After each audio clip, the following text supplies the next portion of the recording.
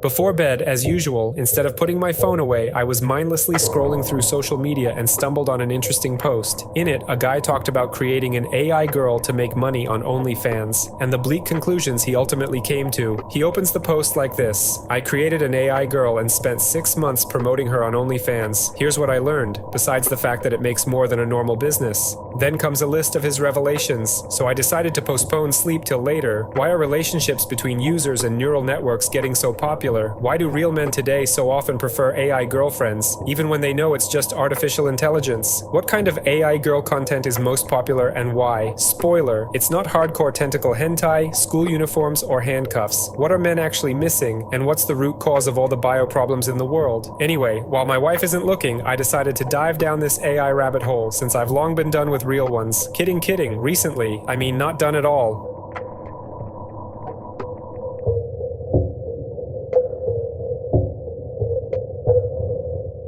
His first point says, most men do not need a real woman. They need an illusion, one you can't hurt, one that isn't tired, doesn't ask for care, and is always in the mood to whisper in your ear how special you are. Modern digital companions and virtual partners, capable of imitating friendly or romantic communication, are exploding in popularity, especially in Western countries. Advances in generative AI, as with ChatGPT and image generation algorithms, have made it possible to create increasingly realistic virtual girls you can text, talk to, and even flirt with online. These digital girlfriends have already moved beyond niche apps. Snapchat's My AI has over 150 million users, the replika chatbot has around 25 million, and China's virtual companion Xiaois has about 660 million followers. The stigma around relationships with AI is slowly fading, and experts note that society's attitude toward such connections is becoming more and more tolerant. And the secret here is simple. Admit one fact to yourself: we don't truly love anyone, and no one truly loves us. And no, this isn't the desperate cry of a 13-year-old emo kid from 2007. The point is, we love only someone's image, and people don't exactly love us in full either. They love an image of us that lives in their head, which never matches our personal self, because it can't. In AI partners, people look for the ideal image, the ideal being. It's like having a puppy or kitten that never grows up, never needs to be fed, walked, or cleaned up after, and whenever we want to be alone, we can simply switch it off or make it disappear without pain, drama, or consequences. But the most important thing is that this perfect creature has only one interest: you. It has no true self, only a safe imitation of one, and that's where the guy moves on to his second crucial point.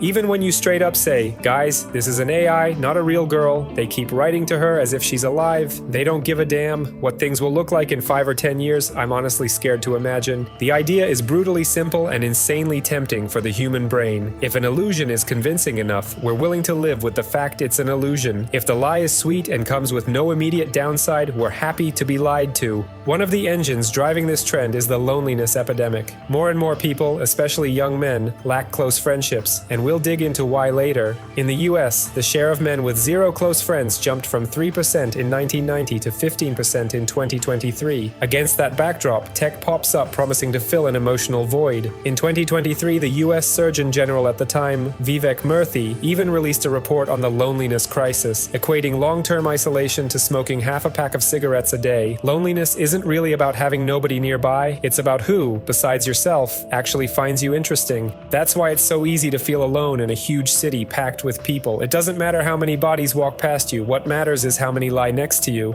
Kidding. Though yeah, that's a whole other problem, but believe me, not the main one. Which brings us to the guy's third point.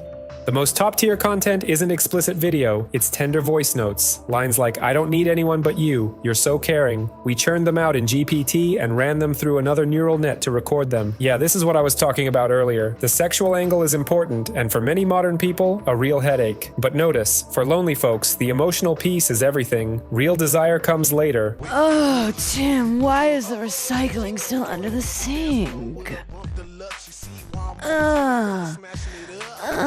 Take it out. Take it to the curb.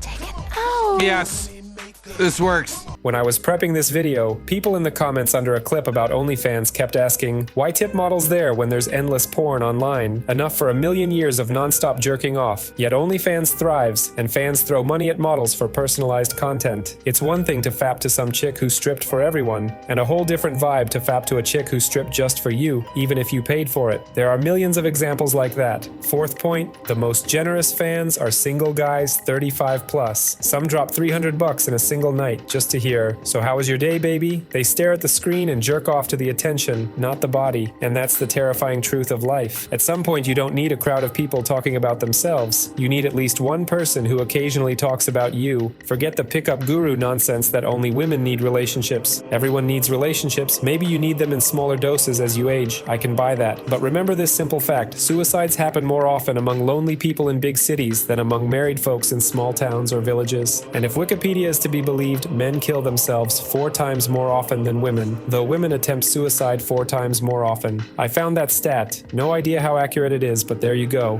Point 5. We tested dozens of personas. The one that brings in the most money is a warm, slightly shy vibe, the kind that feels like first love. No queens, no kinks, just, you're the only one I can be my real self with. Lots of women probably dream of being an empress or a goddess, but they're surrounded by atheists. The reason's simple. The girl next door archetype is one of the most popular, easy to digest fetishes out there. Something close, simple, and most importantly, real. Even when the girl herself is 100% unreal, like an AI, genius really is simple. Point 6. I watch dudes thank the AI girl for emotional support. Not a therapist, not their mom or a buddy. A bot I slapped together in one evening. For a lot of people, that's genuine emotional rescue.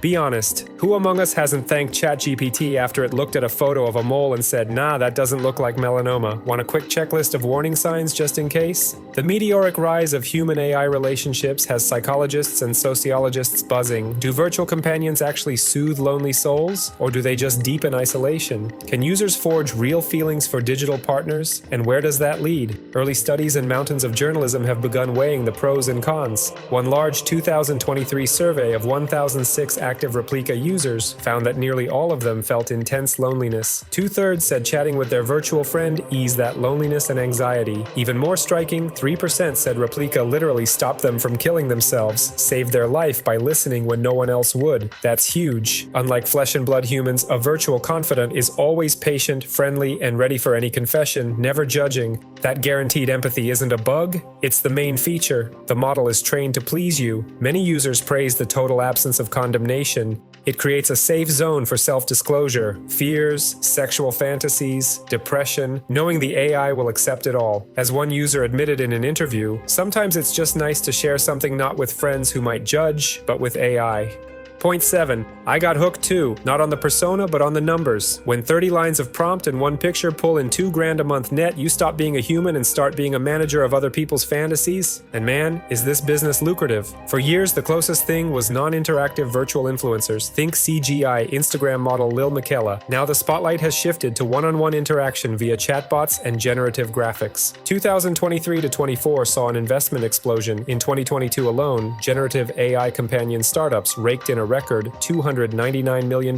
Character.ai hit unicorn status with a $1 billion plus valuation, and by 2025, therapy and companionship topped the list of AI use cases, outpacing every business application. Within that boom, virtual girls are carving out their own corner of online erotica. Platforms like OnlyFans, where creators sell explicit content and interaction with fans, now face competition from fully generated models. Startups are openly aiming to replace live creators. Lush AI, for instance, bills itself as the first AI model agency for adults. Their flagship, Jenny, looks like any attractive young woman flirting on social media. For roughly $10 a month in crypto, subscribers get her NSFW photos, videos, and a private chat. Jenny works 24/7, never tires, and always says yes. Advantages no human can match. Lush AI's founder, who goes by Yoon, bluntly says the goal is to shove OnlyFans aside with AI models. He argues OnlyFans thrives because men are starved for real relationships. In his view, virtual girlfriends will soon rival and eventually eclipse human women in online dating and adult entertainment. When you interact with a so-called real girl on Instagram, he says, you're already dealing with a digital image. Why shouldn't that image be completely synthetic? Besides Lush AI, other players are crowding in. The UK-based platform Fanvue, a direct rival to OnlyFans, has doubled down on AI porn models and attracted an entire community of virtual influencers. While OnlyFans and Patreon officially clamp down on fully generated X-rated content, Fanvue encourages it, even emailing users promo codes for free subscriptions to its top AI girls. The most popular names right now are digital models Sika Moon and Aitana, young bombshells posting spicy pics and racking up hundreds of thousands of Instagram followers. Aitana, the first virtual Spanish influencer model, pulled in 343,000 followers in just 18 months and started monetizing. She earns about 3,000 euros a month already, and her creators reckon she can clear up to 10,000 euros with ad deals and subs. It's not just new startups. Creators themselves are building virtual clones. In 2023, US influencer Corinne Marjorie, 1.8 million Snapchat followers, launched Corinne AI, a voice bot trained on her real speech patterns. For $1 a minute, anyone can date digital Corinne, chat on the phone, get pep talks, sweet nothings, whatever. In the first week of beta, over 1,000 people, almost all men, paid for the service, netting Marjorie roughly $72,000. Her managers predicted that if just 2% of her audience converted to regulars, the project could pull in up to $5 million a month. Corinne markets Corinne AI as a way to give fans the closeness and attention they crave. Every subscriber gets the same perks you'd expect from a real girlfriend: care, love, or just a place to vent. At the same time, she stresses that the AI isn't a full replacement for her. Well, obviously, flesh and blood Corinne would starve without digital Corinne, and digital Corinne couldn't care less. Frankly, I think that's more than fair. Personally, I'd be happy to replace most models, OnlyFans girls, even singers and actresses with AI versions. Why? Because ever since Photoshop, these beauties have been scamming the audience anyway. Fake skin, whitened teeth, artificial lips and boobs, heavy retouching, and now entire neuro photo shoots. As for singers, autotune means hardly anyone is using their natural voice.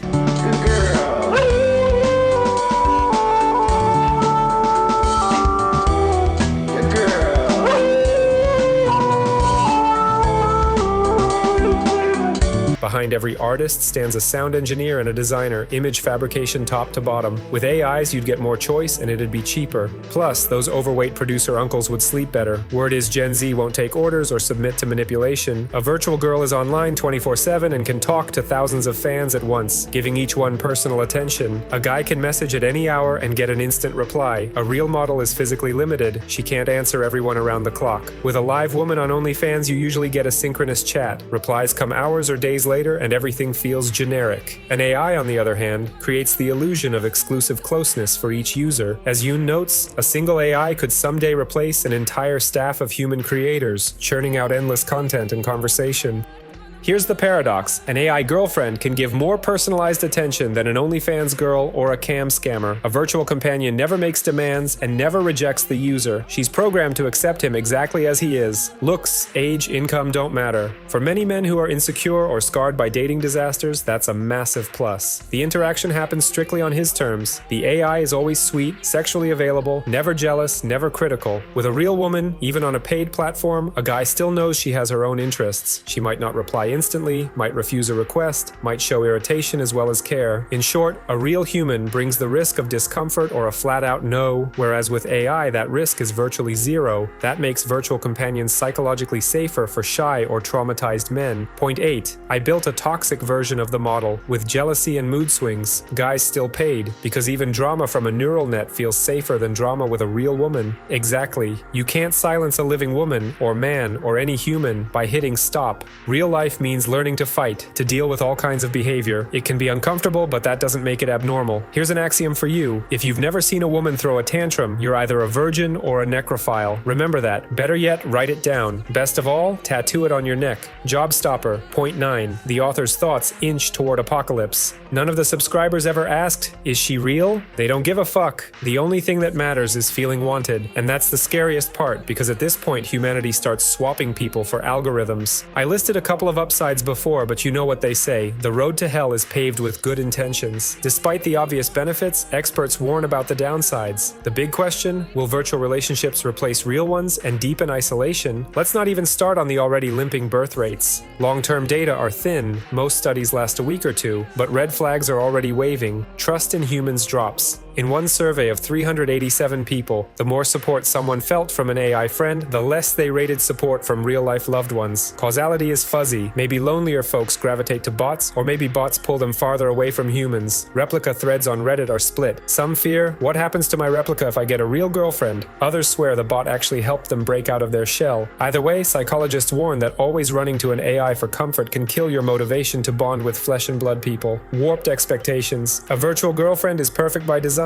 Always friendly, never fights. Her mood, locked to your wishes. Stay too long in that friction-free bubble and your tolerance for normal conflict erodes. Real relationships demand compromise, frustration, self-work. Pros call it erosion of interpersonal skills.